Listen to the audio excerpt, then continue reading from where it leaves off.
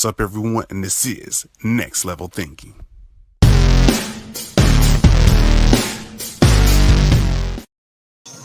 What's up, everyone? It's another episode of Next Level Thinking. As we always inspire you to be great and take it to the next level. It's your host, Chris Holmes. As always, and today I have a special guest by the name of Janelle Compton, your uh, success strategist. Awesome. And then, as you can see, probably from the bio, you can get some great business information, get things going. And as I always, take it to the next level. But let's go ahead and start with tell the audience a little bit about yourself. So, I am a business coach. I've been in business for the last 20 years. My main focus is real estate and startup businesses. And my whole thing is I put systems and models in place and help you profitize your business. So that's why I wore my shirt today. Good, good, good, good. And how did you get things started with this? Like what was the origin story? So, like, how did you get into this? The crazy thing is, my family tells me all the time, like, you've been growing and solving problems ever since you were a kid. So I am the solutionist, and people will come to me, and this is amazing. So I started out in school just to do classes, and then we opened up a barbershop, my own business.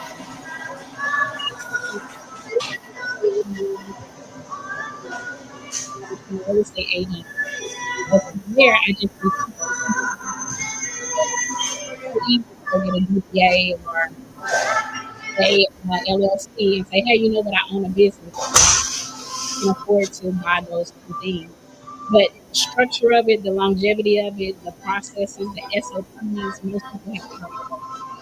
So I learned how to implement those things and keep it profitable for Sounds good. And then I'm gonna try to help out the audience as well. Having a little like sound difficulty coming from your end, but you're good. But I know that you covered like the basic foundation, so like establish a business, especially with the LLC, much more because you want that kind of protection. Am I right? correct. So you definitely want to be protected as possible. LLC is your I would say the minimum that you really, really need for protection. The DBA doesn't do anything but announce to someone what you're doing business as. So, a LLC will take you in personal assets. So you separate your personal life from your business life. So if you were ever to be sued or attacked, it would only be attacked on your back on your business ownership. I definitely agree with that, especially when it comes to protecting your own assets, because a lot of people just get their DBA and then they're like, if they get sued, I mean, your own personal assets are pretty much liable for it. Anything up, especially how big it can be. So I want you to go just a little bit further onto that. Like, what is the common misconceptions that you hear when people say, "Oh, it's got my D," but they don't get the LLC? Like, what's going on in their head? So I like to expound on it from tax purposes. When a person gets a DBA, you're still a sole proprietor. You're still paying 14.3% local self-employment tax. There's no tax shelter for you. There's no tax benefit, nor is there any personal liability shelter. When you get an LLC, and even with an LLC, if you got a single owner LLC, then you still have a certain level of liability personally.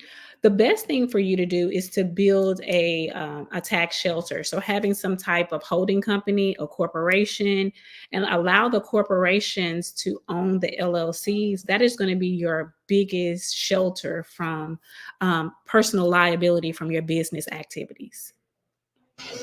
And I'm glad you mentioned that because, like I said, it's like creating so many different ways, so you're not just getting attacked personally.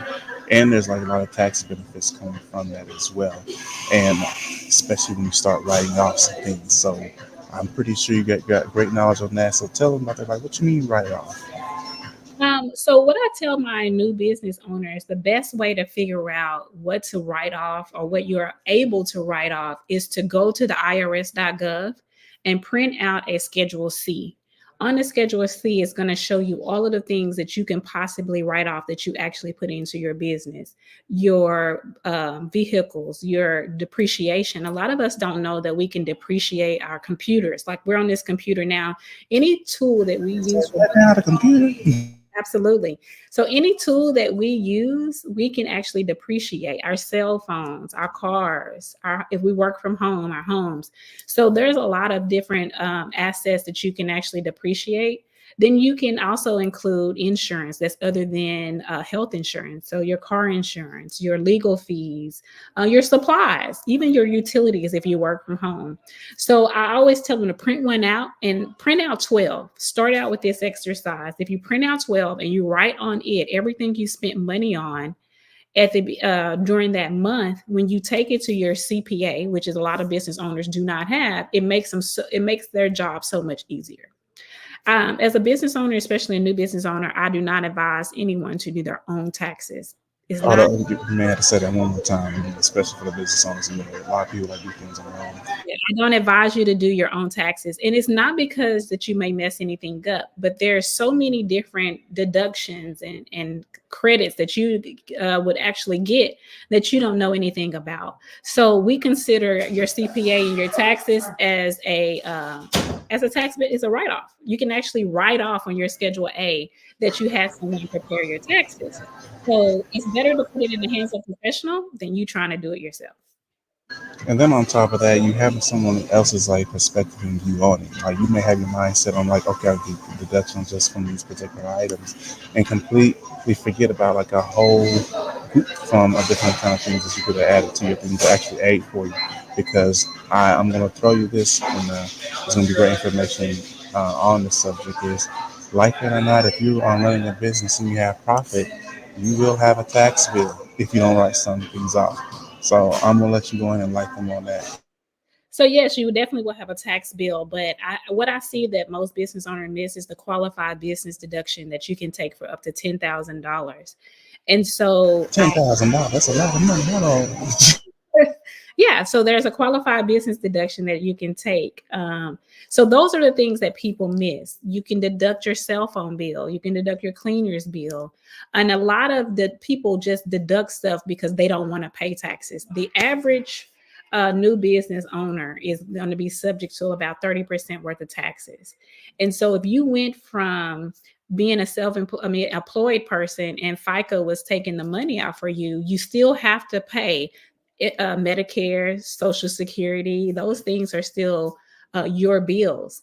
And so I like to teach business owner from the beginning. If you run it correctly from the beginning, if you write yourself you cut yourself a check, and there's different systems like ADP, all of these, your bank. If you go to the bank and get a business bank account, you're going to get a business banker, and that business banker can set you up with ADP, ADT. And what they can do is they can set your account up where you can be paying yourself a payroll check. If you set it up that way at the beginning, you will cut your self-employment tax in half. There's a lot of genius in that, and that kind of reminds me. I'm not gonna say his name. What one of my good classmates and colleagues do, because like when he first told me, like, because he runs his own business, and I'll say as much as insurance business, and when he told me that he cuts himself a check, I was like, "Ain't you the owner?" Kind of threw me off. And then he kind of went more in details of the reasons why. And I was like, you know what? That makes a lot of sense because you don't want to get slammed at the end of the year. Yeah, so you don't want to pay profit.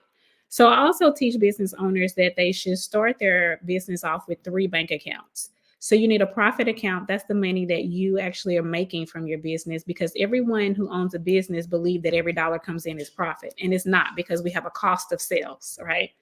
So we got the business bank account, which is your profit account. You have your expense account, and then you should set aside a tax account. Say And what now? You dropping gems out here. You may need to slow down. well, yeah. So you need 3 bank accounts as a business owner. The profit account, you could probably get a debit account, a debit card for it. That's up to you. But your expense account, I would get a debit card. So every business expense that I use, I would swipe that card, and then I just print my 12 months worth of bank statements for my CPA, and she would love me, right? She or he. And then They the would tax. definitely love you. They're gonna be like, you made my job so much easier. Absolutely, and they won't charge you as much, right? And so with the tax account, I would give me a high yield savings account. And so with a high yield savings account and like a money market account, you'll actually get more interest on that account than you would on a normal savings account. And I would put that money, or I would actually get me a 6 month CD, and I would put my 30% worth of taxes in that 6 month CD. So technically, if you put that money in there, you can make $5,000 or more at the end of the year on your own money. And now you have the money to pay your taxes. Yeah.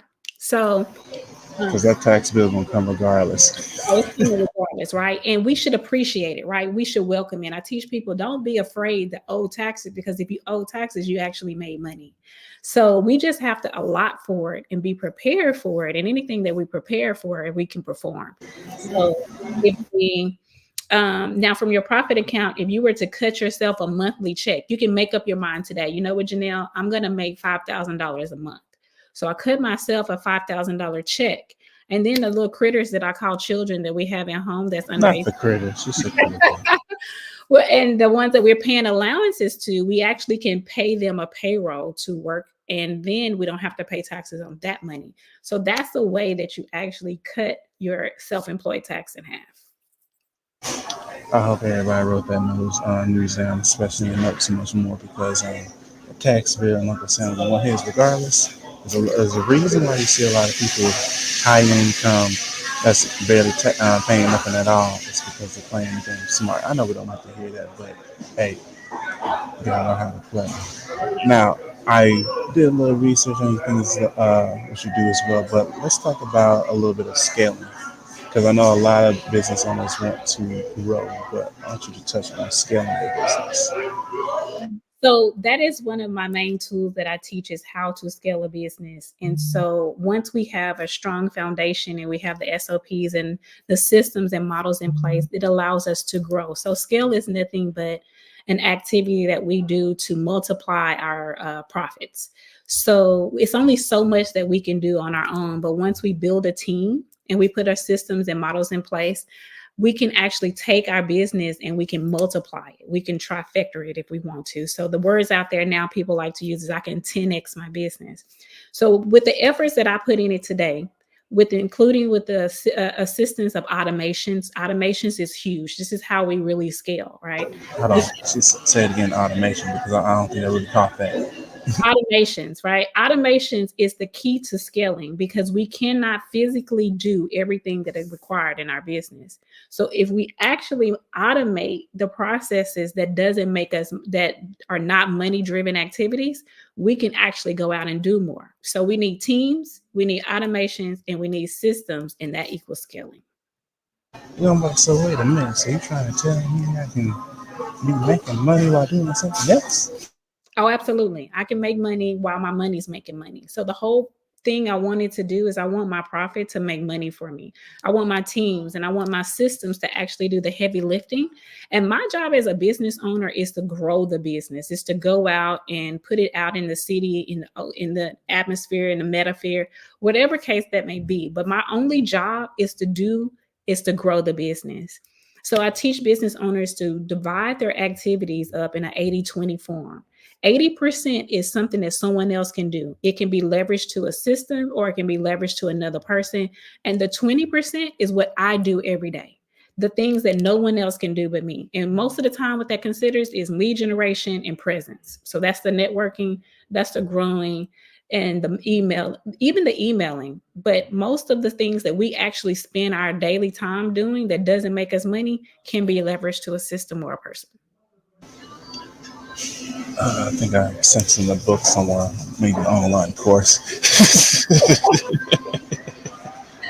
Absolutely. And so I don't think that people actually realize it. So we started from scratch, right? And I'm not saying that you can't, but most of us have a glass ceiling on top of our business. We get stuck somewhere. We can grow it and we can get it to making money, but we can't spread it abroad. So what Mr. Walton learned in business is that even though his name is Walmart and he can only run maybe 5 or 6 stores by himself, with systems, with a team, and with automations, he can go worldwide. And so if you really want to take your business worldwide, you have to figure out how to leverage. I completely agree with you. I mean, for all these big franchises, especially when they expand internationally, you gotta have those systems and things into place. Because Yeah. other than that, it's just gonna collapse all over the place. But let's dig Absolutely. into a little bit more of you. So, what was your why, or what made you drive to push this? Because you're giving a great amount of information. You love that. But what's the why? What's the burning that kind of keeps you going? My huge why is because God gifted me with the gift of hope and connection. And so, what I see a lot of us, Let the church say amen. I mean, when I say us, I don't necessarily mean race. I just mean a lot of business owners. What I've seen in the industry is that people don't have the ability to connect and share. We feel like once we learn something that we have to hold it and we have to baby it and we can't give it to anyone because they're going to take our place. But in actuality, there's room for everybody. God made room for us all. So your gift, God will make room for your gift. And so, what I like to do is to remove that. And my why is to see people grow. It's one thing for you to grow something, but it's another thing for you to grow through others. And what God gave me was that gift to be able to help others grow. And so, my why is to see better business practices, better business ethics out there in the business industry so that we can actually start helping people instead of just existing. Exactly, because it's so much more than just existing, and then you should, you know, I agree with all those great points. Expand, especially past any kind of barriers or walls that at times we feel like people overcome, but you can overcome. And it's all about connecting resources, learning more, and being open to information, like all this information that we're receiving here today.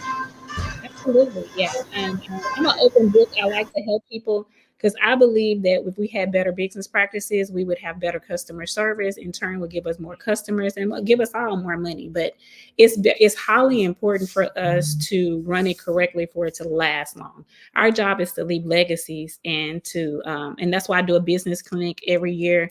And I call it the legacy launch because our job is to leave something behind for the people that's going to come up and take care of us. And without the legacy, without the blueprint, it's impossible to live a life by design. She over here just leaving quotes all over the place. But I want to ask this as well. What is like the top three most common mistake you see from business owners when you're when you're actually trying to help them? So the top three business mistakes: not enough capital, not enough instruction, and a poor business foundation. Those are the main three. Most people don't have enough money to do what they need to do, so they lack minority certifications, they lack grants, they lack funds. They are just building it on their own dollar. Um, they also lack foundation. So they get one thing and they take off going, right? So they get the DBA or they get the LLC and then they open the doors. They go get the building and they don't check on permits. They don't check on the longevity of it. They don't know how much it costs to sell the product or the service that they're actually presenting to someone. So they lack the foundation and then they lack the guidance. They don't get enough research and information to be able to do what they need to do. Most people have an idea and they start, and there's so much more to it. You just hit somebody with basically a pot of rocks. Yeah, a whole pot. The whole thing is full of rocks, and just crushed them. I'm sorry. I eat. That's what I want to do. Like I want to take that sting out of it because I know there's so many people that's home today who had great ideas and they had so much motivation at one point, and then they got up and they just started moving, and then they allowed the stumbling to the failing to just defeat them. And we're supposed to fail forward and fail fast. But there's still a part of foundation and things that we can keep from failing all the way to the bottom. I completely agree with that. And then I had a previous business subject, something very similar, failing or pretty much forward. A lot of people get that confused and fall back, and that's not what you want to do. You want to fail forward because you want to learn from your mistakes. So I heard a pastor put it, and he was saying, like, as you're climbing the ladder, you got to put a little dirt down, right? And so you put another step, you put another little dirt Just a down. little, there, just a little. Well, dirt. So I don't always have to fall all the way to the bottom and get back up. I have something to fall on. And those things, that little bit of dirt, is called systems and processes. Because we can always go back to the basics, but if we never had any basics, we always starting from the beginning. So we see businesses out there and they're like, well, we're not going to be open in December 26th, the day after Christmas, because we don't have a staff. Well, if we had systems and models in place and we had enough staff, people that we can afford, if we had a business loan, we went and got an SBA loan that can give you up to $5 million to run your business, then you wouldn't have a problem paying your staff and your business would be open at all times. Okay, so let me hit on this real quick because I know you referenced it earlier, but the grant money and how you said a lot of people don't have the capital to basically have a business running. Give us like a quick insider because like that's like one of the biggest I think walls for a lot of small business owners to start is like the lack of capital, funds and things like that, and they get defeated or they get less motivated when things don't go their way. So give them some guidance real quick on this because I'm pretty sure a lot of people want to find out like where's the money at. Yeah. So there's actually websites like Hello Alice. There's websites. You can start with your local city boards and local chamber of commerce. But the best thing for us to do is to get structured correctly. So what I mean by structured is if you're a minority, if you're 95% of people are some type of minority, whether it's a woman, is it race or some type of disadvantaged business. So you also want to start at the SBA website. There's a lot of banks. Wells Fargo and Chase are usually one of the biggest ones. I don't know if you guys know, but right now Chase is giving out business loans to people with no documentation. If you got a business, Wait, no documentation. What? they don't need they don't need business bank accounts, they don't need credit scores. You just got to be able to afford the payment that's going to come with this loan, right? So these are the things that we don't take advantage of because we're not structured right. So Or when don't they even know. So you mean talking about Tyrone down the block and get a loan possible right now? Tyrone can get the loan if Tyrone had the right business structure. So if he had the LLC, right, he don't have to have good credit, but he had to have the LLC. The business had to be set up for success. He has to be able to prove that he's been profitable in the last 6 months. So those are the places where we lose and where we fail backwards instead of falling forward. So if we had those things in place, we could actually get an SBA loan. SBA is going to ask you for a business plan. How many of us that own a business actually have a written business plan? Yeah, that part. Secondly, they're going to ask you, so now that I got the business plan, let me see your profit and loss statement. They need a P&L. That's the reason why I teach people that if you go print the P&L from irs.gov, the bank will actually take that.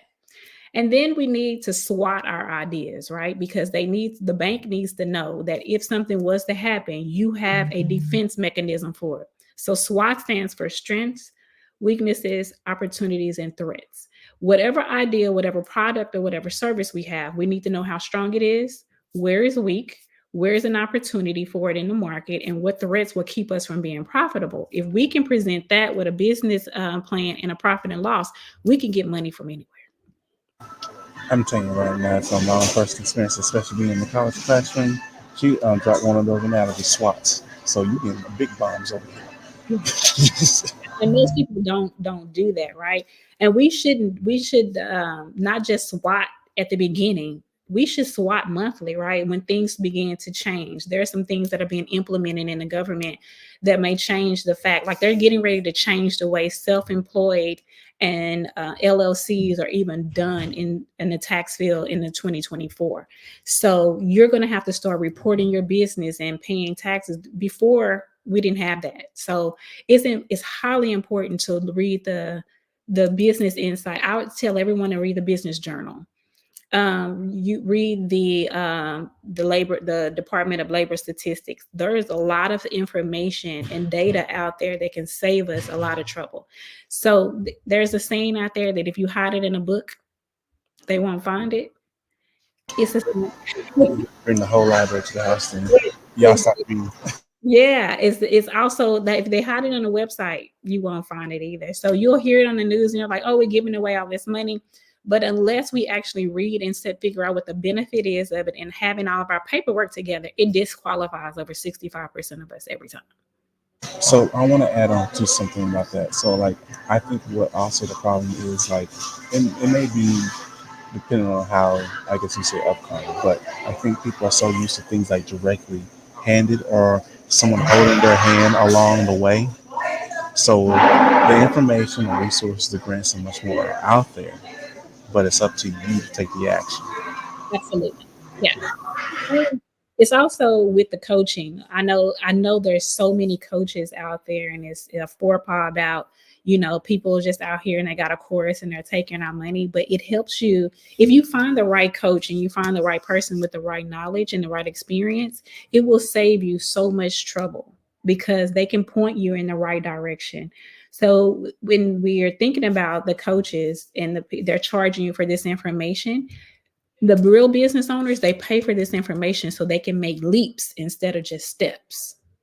So if you really want to make a leap into your business and you want to get there fast, you're going to need someone with a blueprint. And I will say this from personal experience, like we always want to get connected to these big name people or small groups where you have a lot of knowledge and much more. And I'm gonna touch on something you just said is you have to be willing to go to these events or be completely straight 100 to the point. You have to pay to get in.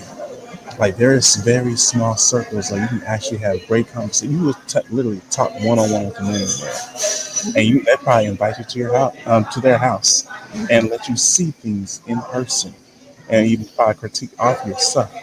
But they're not going to just be like, "Oh, here," like no, you have to pay to get in. And I know I hated hearing that myself, but it's a lot of truth into that.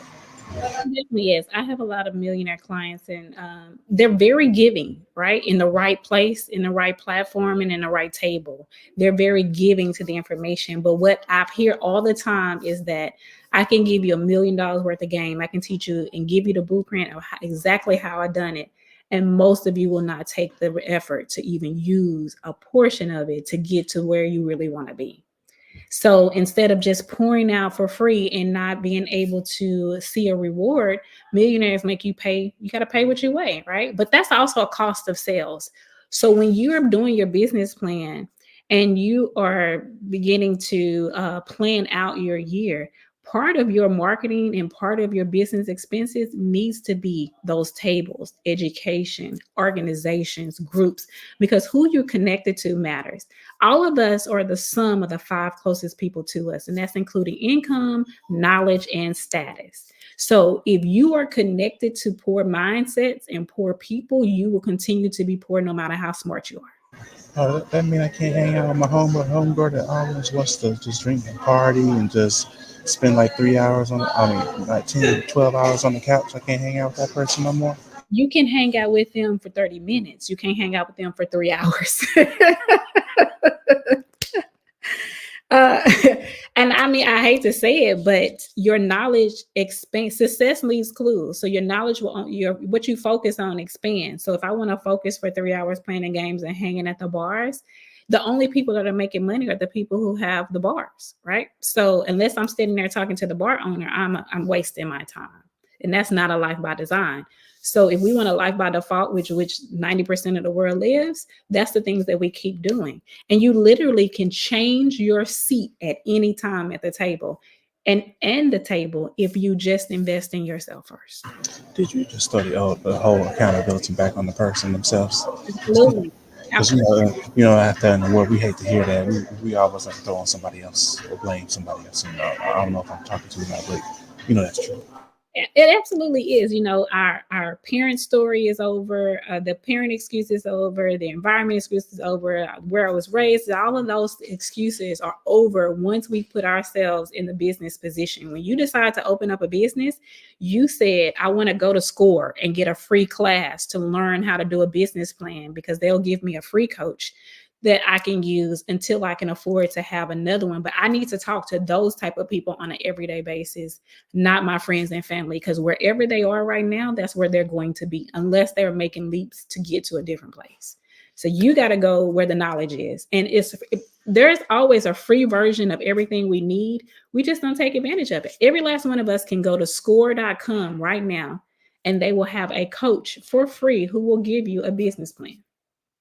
And just in case, we be really generous right now. What's the website again for free business coach?